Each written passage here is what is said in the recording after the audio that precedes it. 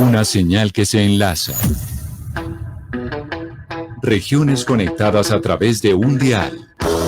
A partir de este momento, Óscar Montes, Ana Cristina Restrepo, Hugo Mario Palomar, Valeria Santos, Gonzalo Lázari, Rodrigo Pombo y Camila Zuluaga analizan y debaten el tema del día. El tema del día. Colombia está al aire. Son las 12 del día, 16 minutos. Seguimos conectados aquí en Mañanas Blue. Y ahora, después de las noticias, tenemos nuestro tema central que tiene que ver con una noticia que contábamos la semana pasada y es el llamado de la Justicia Especial para la Paz para Maza Márquez, para el general Maza Márquez, quien fue director del DAS. Y Ana Cristina, en algún momento Maza Márquez pidió entrar a la JEP para hablar del magnicidio de Luis Carlos Galán y la JEP le dijo, no señor, usted no puede estar aquí en la JEP por el tema de Luis Carlos Galán, pero sí lo vamos a llamar sobre un tema que necesita esclarecimiento en Colombia y es el exterminio de la Unión Patriótica, un movimiento político al cual le mataron más de 1.800 militantes. Pues Camila, en marzo del año 2019 se abrió el caso de victimización de miembros de la UP, que es el caso 06.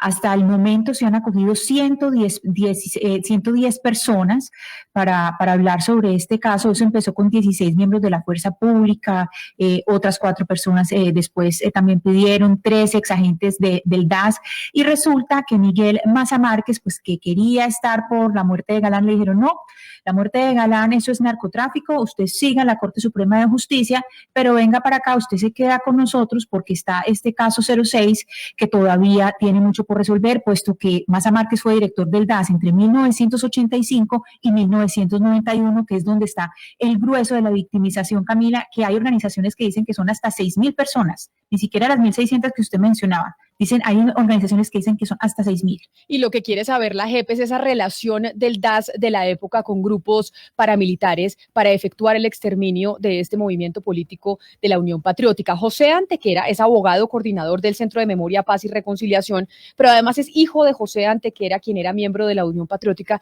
y fue uno de los asesinados en 1989 en Bogotá. Señor Antequera, bienvenido. Gracias por estar con nosotros hoy que estamos hablando precisamente de lo que tendrá que contar Maza Márquez y lo que debe saber sobre la relación del DAS con el exterminio de la UP. Bienvenido.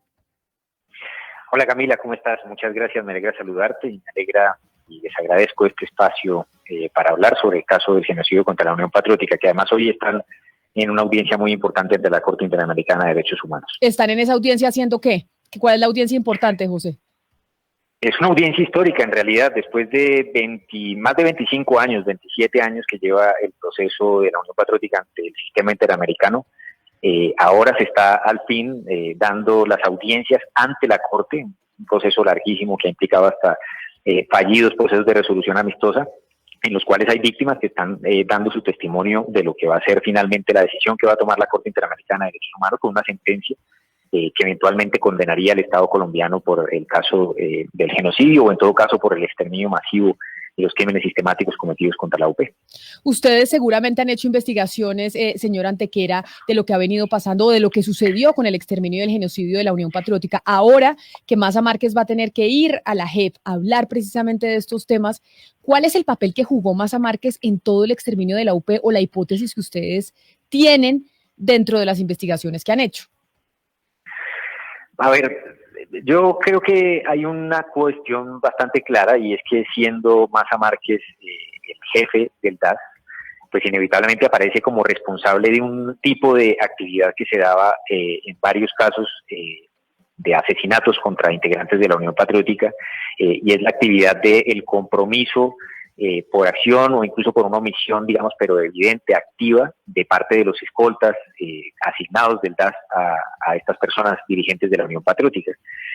Muchas veces hemos escuchado testimonios en donde, por ejemplo, estos militantes dirigentes tenían dentro de su escolta a integrantes del DAS, a integrantes del Partido Comunista, y cómo hoy en día aún estos integrantes del partido sostienen en sus testimonios que la actitud de la escolta del DAS, de los integrantes del DAS, era una actitud ofensiva, era una actitud que daba a entender que ellos podían tener alguna clase de compromiso, de responsabilidad. Luego, en otros casos en particular, se ha descubierto que efectivamente hay una participación eventual de la escolta.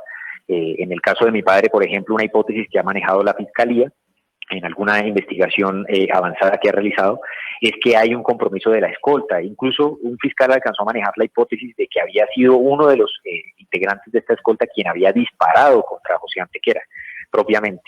Esa es una hipótesis que al final no se ha logrado desarrollar, pero que en todo caso, al vincular a integrantes de la escolta asignados al DAS, pues vincula inevitablemente a Maza Márquez. En la medida en que además se ha comprobado que Maza Márquez tiene responsabilidad en los casos de Galán, en los casos de Pizarro, etcétera, pues ahí hay todos los elementos para llamarle a que efectivamente pues diga la verdad sobre su responsabilidad y sobre el compromiso del DAS en esa época con los grupos paramilitares. Señora Antequera, usted nos ha mencionado pues que la Fiscalía ha trabajado en cierta hipótesis y que no la han terminado de desarrollar, etcétera, pero ya han pasado tantos años y lo que estamos viendo es que hasta hoy pues está llevando a cabo la audiencia en la Corte Interamericana de Derechos Humanos y hasta la semana pasada la JEP dijo, bueno, vamos a investigar este tema.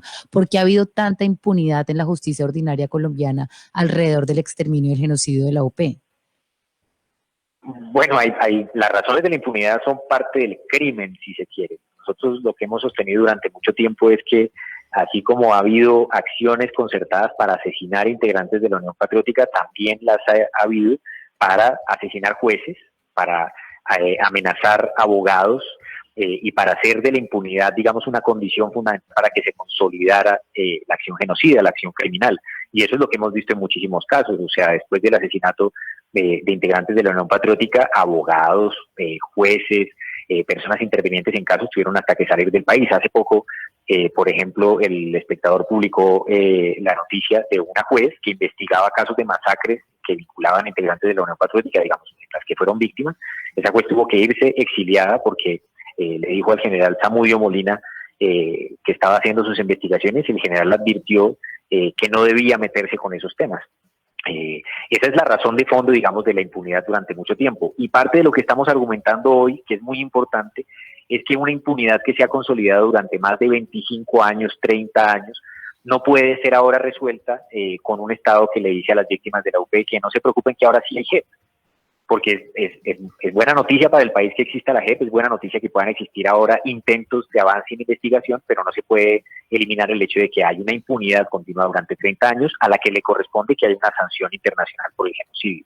En todo caso, que avance la JEP es importante y que vincule y llame a Maza Márquez, pues también va a ser importante, porque nosotros sí hemos insistido que Maza Márquez tiene que tener una información. Aparecen muchísimos casos y nunca hemos podido saber, ni nosotros, ni los familiares de Galán, ni de Pizarro, etcétera, pues para quién trabajaba Maza Márquez, ya que su responsabilidad está tan vinculada en muchos de estos crímenes. Claro, permítame, José Antequera, saludar a Steven Dudley, que es cofundador y codirector de Inside Crime, que además es autor del libro Armas y Urnas, que revela una estrecha relación entre el DAS y los grupos paramilitares, porque también yo creo que al señor Dudley le podemos preguntar sobre ese interrogante que plantea Valeria. Señor Dudley, bienvenido a Mañanas Blue, gracias por sumarse a esta conversación.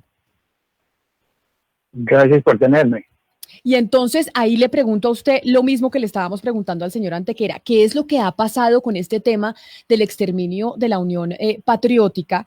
Que han pasado años, décadas, y hasta ahorita estamos, pues por lo menos tratando de mirar que empieza una investigación para llegar a la verdad. Bueno, creo que ha habido muchas investigaciones. Las investigaciones se ven muy truncadas, o en algunos casos absueltas, sin resolución, archivadas, un sinfín de razones por las cuales no investigan. No es que no haya investigaciones, es que las investigaciones no se han terminado, no se han llegado a un punto en el cual podemos decir que ha habido un proceso judicial que nos lleva a la justicia. En cuanto a la implicación de Maza Márquez y el DAS en particular, en la investigación que yo hice frente a los magnicidios que hubo contra varios de tiempo, incluso contra el papá de José Antequera, lo importante era que todos, varios de ellos sucedieron en el aeropuerto. Y en el aeropuerto el DAS tenía ciertos accesos particulares y especiales. Y en los días de los asesinatos, especialmente el que yo investigué más que los otros dos que también investigué, que era José Antequera y también Carlos Pizarro, el DAS los agentes se reunieron ahí en la sede del DAS antes de ir al aeropuerto. Mandaron 2 miembros adelantados al aeropuerto antes de la llegada de la caravana de Bernardo Jaramillo, que estoy hablando del caso de ese entonces candidato presidencial para la UP.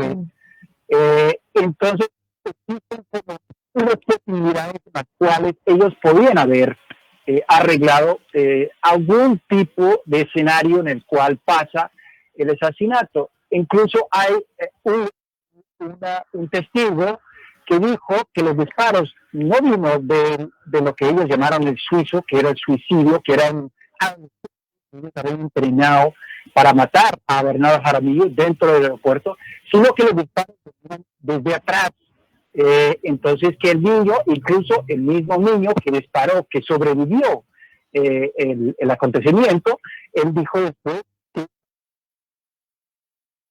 hay preguntas alrededor de esa disposición, de esa gente, de esos guardias, ¿verdad?, que tenían el trabajo de proteger esos candidatos, en ese caso el candidato presidencial Bernardo Jaramillo. El otro caso de Carlos Pizarro, pues no es tan parecido porque aconteció dentro de un avión, pero de igual manera tenían un acceso privilegiado y una posibilidad de infiltrar y poner gente en posiciones donde ellos,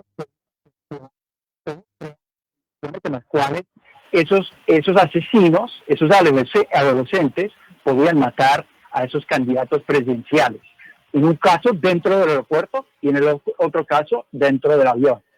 O sea que hicieron un poco lo que hacía Pablo Escobar, que era coger adolescentes. Steve, cuéntenos un poco, de acuerdo con las investigaciones que usted ha hecho, cómo era ese modus operandi, es decir, por qué escogían, mato a este primero, cómo hacían ese seguimiento. Usted nos ha contado aquí de casos particulares, pero digamos cómo se hizo ese gran tejido para que se convirtiera en algo sistemático.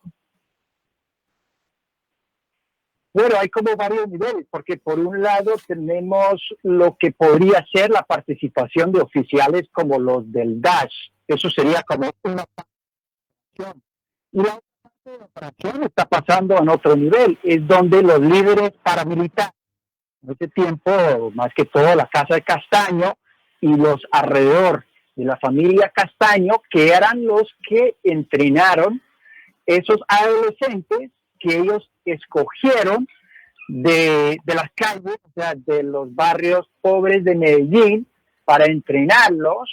Y en ese caso, esos dos que atentaron y mataron, esos dos candidatos presidenciales, eran amigos.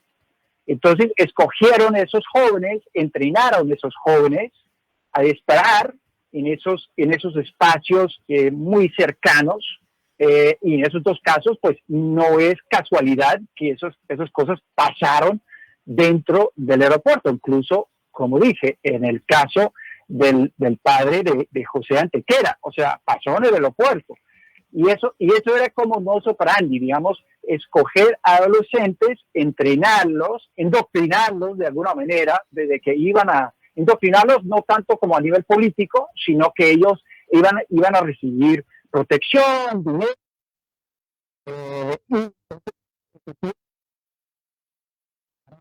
los suizos, en lo que ellos no los llamaran esto a la cara, pero eso es lo que estaban diciendo detrás. Permítame saludar ahora y sumar a esta conversación sobre pues la noticia que tuvimos la semana pasada de que la JEP pues llamó al general Maza Márquez para hablar de la relación del DAS con el exterminio del genocidio de la UP. Y está con nosotros Andrei Gómez, que es profesor investigador del Centro de Religión, Reconciliación y Paz de la Universidad de Winchester, pero además es autor de varios artículos y capítulos y libros que hablan precisamente de la destrucción de la Unión Patriótica en Colombia. Profesor Gómez, bienvenido, gracias por estar con nosotros. Gracias, Camila, por la invitación. Un gusto compartir mesa con todos los invitados. ¿Qué tanta verdad podrá aportar de verdad y conocimiento cree usted que ha hecho estas investigaciones que podrá aportar Maza Márquez en el caso del genocidio de la UP? Mucha, sin lugar a dudas. Como bien lo ha dicho José Antequera y Stephen Dudley, el DAS era una parte importante de lo que yo he llamado el bloque perpetrador en contra de la Unión Patriótica. Y entender cómo era que esta institución y sus diferentes miembros se relacionaban con otros actores, con otros elementos de ese bloque perpetrador es absolutamente fundamental. Y muy seguramente Maza Márquez va a poder contribuir esclareciendo ese tipo de relacionamientos que él pudo haber conocido. Profesor Gómez, ahorita nos decía el señor Antequera y nos planteaba la pregunta, pero es que la pregunta que hay que hacerse y que no está resuelta aún es para quién trabajaba el señor Maza Márquez. Hace poco Alberto Donadío sacó una denuncia muy preocupante vinculando al presidente Barco con el exterminio de la UP, y así ha habido un poco de denuncias alrededor de si trabajaba con los israelitas, qué es lo que estaba pasando. ¿Usted cree que esta denuncia del señor Alberto Donadío tiene alguna clase de mérito? Yo creo que el artículo de Donadío es un artículo importante porque revela un elemento que pareciera que la sociedad colombiana había querido ignorar, y era un poco la participación de altos agentes del Estado, ya sea por acción o por omisión. Yo creo que es muy importante además traer a colación el papel del expresidente Barco, porque el expresidente Barco en muchos momentos utilizó unas formas de referirse a la Unión Patriótica que eran muy estigmatizantes. Realmente, no solamente él, sino su ministro del Interior, Carlos Demos Simons, jugó exactamente el mismo rol, y el relacionamiento que podían tener estas altas figuras del gobierno con otros actores fue fundamental para que no se pudiera parar la victimización que estaba ocurriendo en diferentes regiones de Colombia en contra de los representantes de la Unión Patriótica, de sus simpatizantes y de sus familias. Pero, profesor Gómez, esto que usted está diciendo quiere decir que sí, la investigación y lo que pueda aportar Maza Márquez nos va a llevar a que directamente desde el Estado colombiano, desde el gobierno central, se estaban dando las órdenes para el exterminio de los integrantes de la UP. Yo lo que creo es que nosotros tenemos que entender que un bloque perpetrador está conformado por diferentes nodos. Sin lugar a dudas, creo que lo que Maza Márquez puede contribuir es a empezar a revelar algunas de esas responsabilidades dentro del Estado colombiano que han sido mencionadas varias veces, que han sido investigadas en diferentes momentos, que están siendo investigadas incluso por la Corte Interamericana de Derechos Humanos, pero no podemos negar que también habían órdenes que salían por otro tipo de razones por parte de otros sectores de ese bloque perpetrador.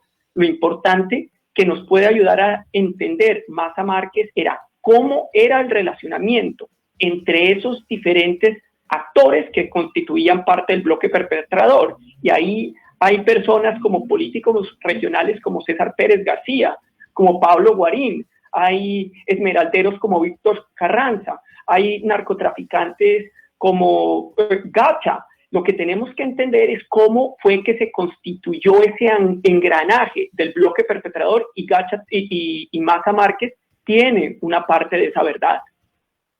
Profesor Gómez, en 200, pues uno de los hallazgos de la JEP en este caso es la acción insuficiente de la Fiscalía. En 246 sentencias emitidas por la justicia ordinaria habían condenado a 2 agentes del DAS, a 16 miembros del Ejército y 10 agentes de la policía. Mi pregunta es, durante todos estos años, ¿qué respuesta les habían dado a las víctimas y ahora, pues, qué esperan de la JEP? No, digamos, el caso de la Unión Patriótica es un caso sumamente triste porque no solamente ha sido tratado de olvidarse por parte del Estado, de negarse por parte del Estado, pero ha sido, y hasta hace un tiempo, fue completamente ignorado por la sociedad colombiana. Era un tema que realmente hasta hace 5 o 6 años no se hablaba, parecía que no hubiera ocurrido. La impunidad en Colombia, como bien decía José Antequera, ha sido parte del componente del genocidio. El genocidio no solo ocurre cuando se busca, cuando se hace el exterminio, digamos, físico, o el exterminio cultural de un grupo, sino que es también eliminar la historia de lo que pasó con ese grupo. Lo que ha ocurrido con la Unión Patriótica realmente solo ha empezado a tener una trascendencia nacional, yo diría casi que desde el año 2012 en adelante, o 2013, cuando el Consejo de Estado le restituyó la la personería jurídica, la Unión Patriótica, y cuando en el proceso de paz entre el gobierno Santos y la FARC empezó a hablarse de que esto tenía que ser un componente fundamental para poder avanzar en la justicia transicional en Colombia. Los niveles de impunidad en el caso de la Unión Patriótica han sido el 95%. Entonces, como el Estado tenía aquí responsabilidades múltiples, parte de esa estrategia del Estado era que las investigaciones no llegaran a un buen término, y por eso la Unión Patriótica tuvo que recurrir a llevar el caso ante el sistema interamericano en el año 1992. Quizás la única institución que en algún momento reconoció la gravedad de lo que había ocurrido fue la Defensoría del Pueblo, bajo la dirección de Córdoba Triviño, que fue quien dijo que lo que había ocurrido en contra de la Unión Patriótica tenía todas las connotaciones de un genocidio contra un grupo político. A propósito de eso que está planteando el doctor Gómez, me gustaría preguntarle al doctor Antequera, a propósito de la muerte de su padre, el asesinato de su padre, José Antequera, que en ese momento, cuando ocurrieron los hechos, Miguel Maza Márquez, el general Maza Márquez, era el director del DAS, o sea que es protagonista de buena parte de la historia que tiene que ver con el exterminio de la UP. Porque además fueron asesinados también Jaime Pardo Leal y Bernardo Jaramillo, candidatos presidenciales de la UP. De las investigaciones que ustedes han hecho, doctor Antequera, ¿hasta dónde se podría afirmar que el general Maza Márquez tuvo conocimiento de primera mano o puede dar información a la JEP sobre su protagonismo en estos hechos? Yo personalmente no les sé decir cuál es la verdad que podría dar Maza Márquez, y no considero responsable, digamos, como señalar qué es lo que él tiene que saber en ese sentido. A mí me parece que hay una cosa evidente, y es que siendo el director del DAS y habiendo claridad absoluta acerca de la posibilidad, sino efectivamente el compromiso de agentes del DAS en los asesinatos, sobre todo de dirigentes de la Unión Patriótica que tenían estos agentes asignados en su escolta, pues él tiene una responsabilidad frente a ese genocidio. Y me parece también muy evidente que eso es perfectamente comprensible dentro de un bloque perpetrador en el que no es el único responsable y en el que tiene seguramente unos mandos superiores a nivel legal o a nivel ilegal, desde todo punto de vista, pues que le daban sus órdenes, porque evidentemente Maza Márquez no actuaba, digamos, por cuenta propia. Claro, y dentro de este bloque perpetrador del que usted habla, yo sí quiero preguntarle lo mismo, pues que le pregunté al profesor Gómez. ¿Usted sí cree que esas denuncias de Alberto Donadío que vinculan directamente al presidente Barco con el exterminio de la UP tienen algún mérito? ¿Usted cree que detrás de este bloque perpetrador estaban las más altas esferas del Estado como un presidente de la República? Te lo voy a decir de la siguiente manera. No tengo ninguna razón, digamos, que para creer que es verdad, pero tampoco tengo ninguna razón para creer que es mentira. Yo no conocí al presidente Virgilio Barco y lo único que supe de él en términos personales es que el día del asesinato de mi papá llamó a mi mamá a darle el pésame y a ofrecerle que nos podíamos ir del país si queríamos. Pero al mismo tiempo no tengo ninguna razón para creer que es mentira, porque su ministro de Defensa era Zamudio Molina, es decir, quien nombró el presidente Barco como ministro de Defensa es un general Zamudio Molina que aparece hasta en los expedientes de los casos del Palacio de Justicia como responsable de las desapariciones forzadas que allí habrían ocurrido. Un general que aparece en otros casos siendo evidentemente responsable de crímenes de lesa humanidad, o por lo menos de agenciarlos o de justificarlos, para que no me acusen pues de que estoy haciendo una injuria por esta vía. Un general que ha justificado hoy en día el genocidio contra la Unión Patriótica, que se refiere en los peores términos a estos casos. El comandante de la policía bajo el gobierno de Virgilio Barco era el general Maza Márquez, que está vinculado ya penalmente como responsable en el caso de Galán, pero que podría estar vinculado en más casos precisamente por esto que estamos contando de la escolta. Otros agentes del gobierno de Virgilio Barco, otros integrantes, digamos, quienes eran sus asesores, etcétera, han sido evidentemente justificadores, en esa época lo eran, del genocidio. Entonces, evidentemente no tengo ninguna razón para pensar que el presidente Virgilio Barco fuera una persona que, en términos de sus acciones, pudiera estar absolutamente opuesto pues a lo que estaba pasando con la UP, en primer lugar. Pero en segundo lugar, quienes han dicho que el presidente Virgilio Barco pues no daba cargos de elección popular a integrantes de la UP o alcaldías, etcétera, pues no me parece que eso tenga que sea contradictorio con que pueda haber ejecutado como parte de una política de paz, o por lo menos aceptado como parte de una política de paz, la política de pacificación que significa eliminar a opositores políticos de la Unión Patriótica a quienes se concebían como brazo político de las FARC. Yo no veo oposición entre esas dos alternativas. En cambio, sí conozco la historia de muchos genocidios que pasan por decisiones plenamente técnicas de gobierno. El presidente Virgilio Barco era un hombre acostumbrado técnicamente a dar órdenes sobre la construcción de carreras, sobre la construcción de puentes, y los genocidios se ordenan de esa manera. Cuando uno acepta la ejecución de asesinatos sistemáticos desde los gobiernos, muchas veces son decisiones plenamente técnicas. Luego, no tengo que construir la escena de una novela o creer que el presidente Virgilio Barco es moralmente malo para que necesariamente eso me justifique creer que pudo haber dado una orden, o por lo menos haber silenciado el consejo técnico de asesinar a integrantes de la Unión Patriótica.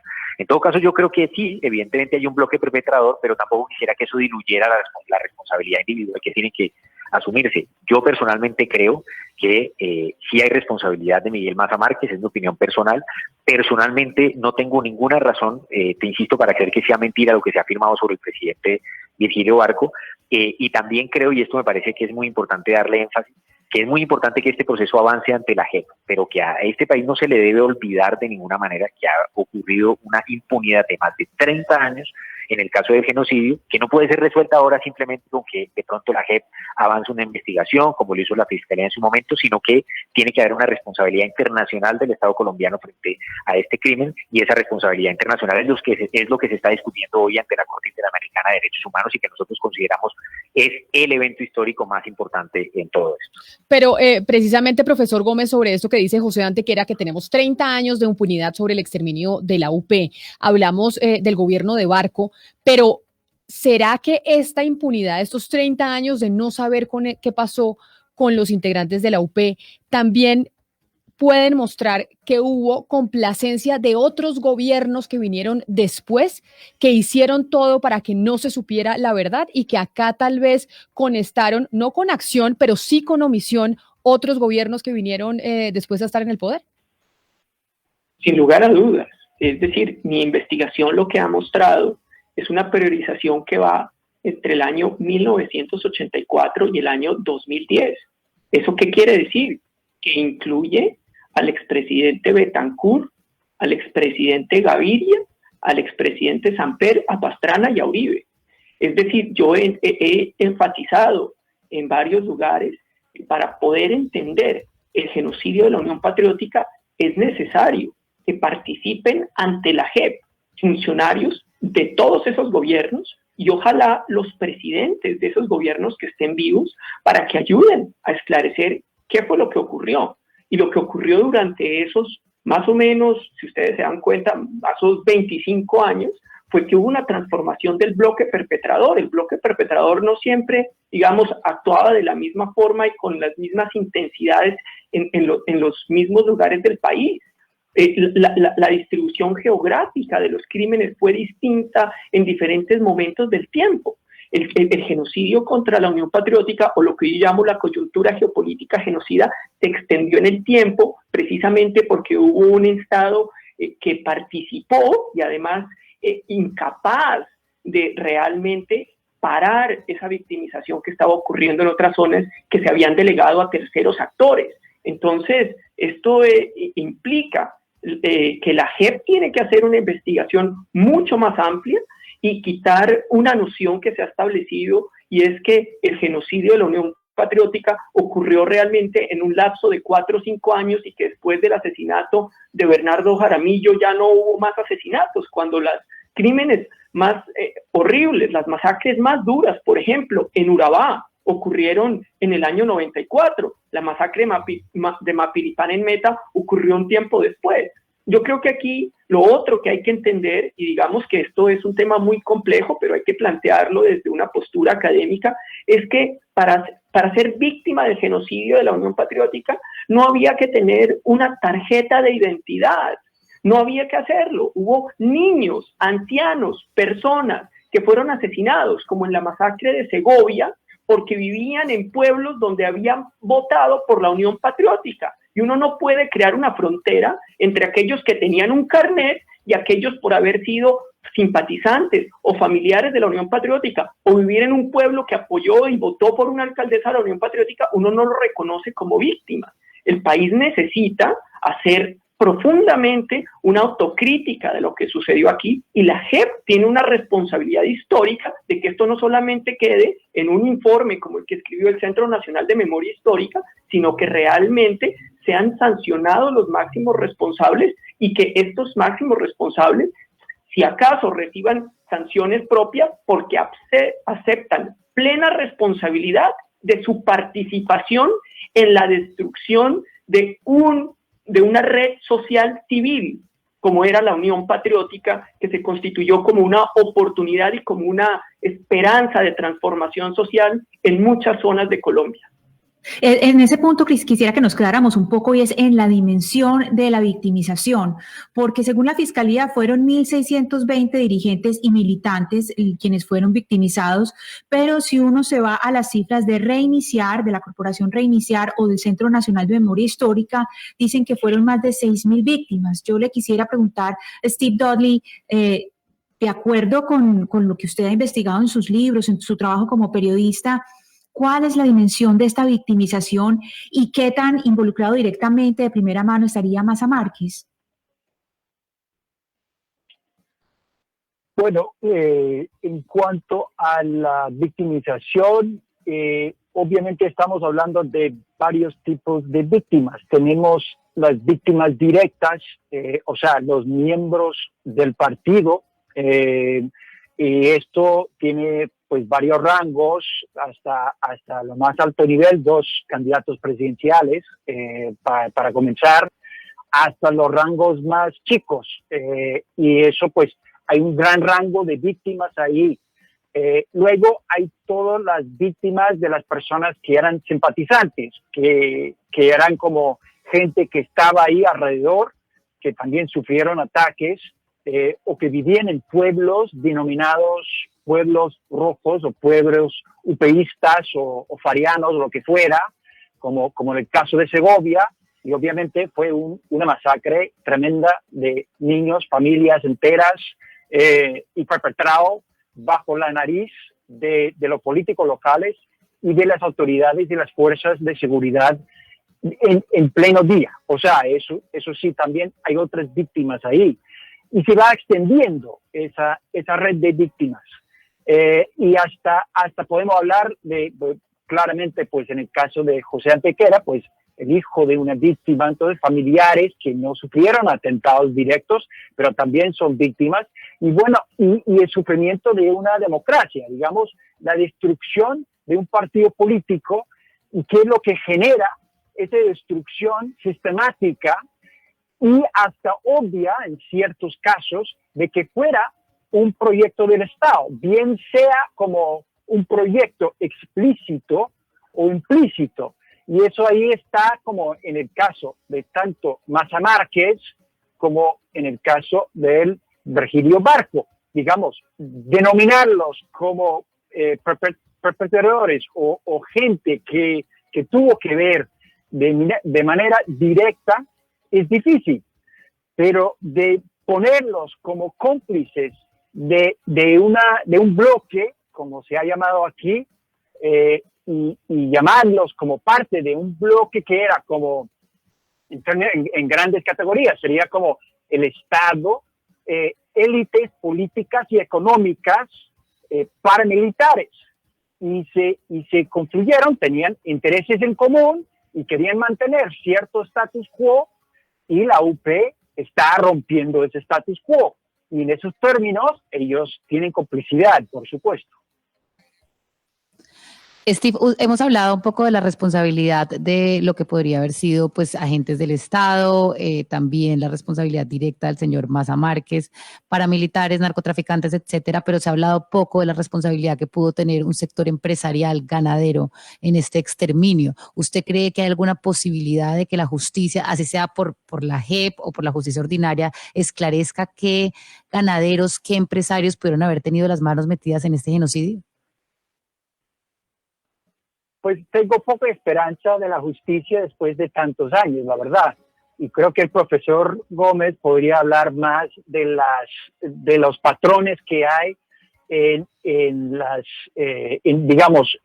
los focos de homicidios contra la UP y las tendencias de la tierra, donde ha habido un reto grande frente a la ganadería, ¿no? Que era como ciertas zonas, como Magdalena Medio, hubo más muertos de la UP, digamos, y entonces vincular eso ha sido parte de varios estudios, y eso hay una clara tendencia de que haya más violencia cuando esos intereses estaban siendo retados.